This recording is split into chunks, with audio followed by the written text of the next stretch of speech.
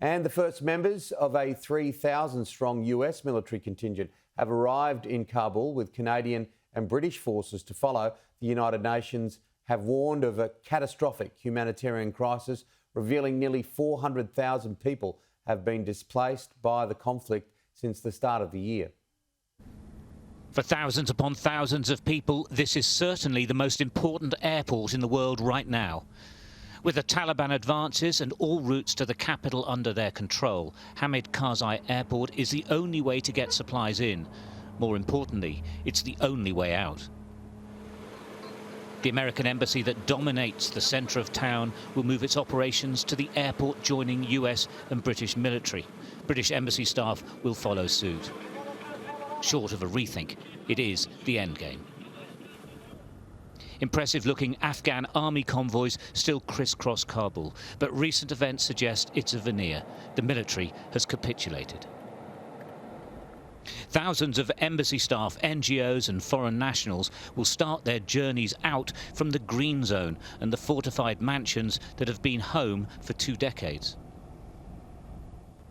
Passing Kabul residents who have no choice but to stay, they'll all travel on the airport road, guarded by British and American soldiers to the gates.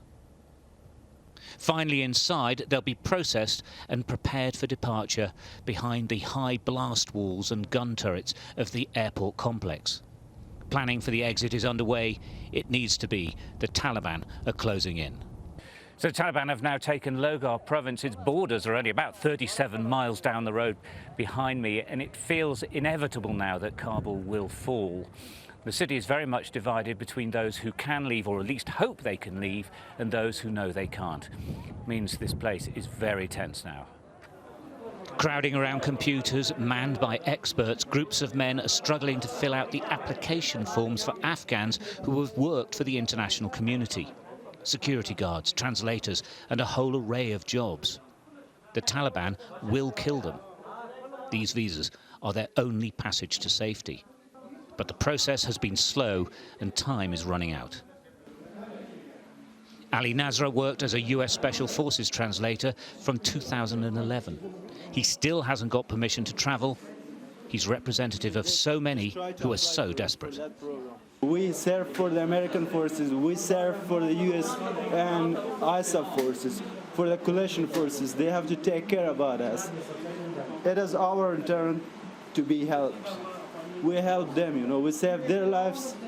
We were the people who communicate with 2 cultures. Otherwise, without interpreters, they did nothing.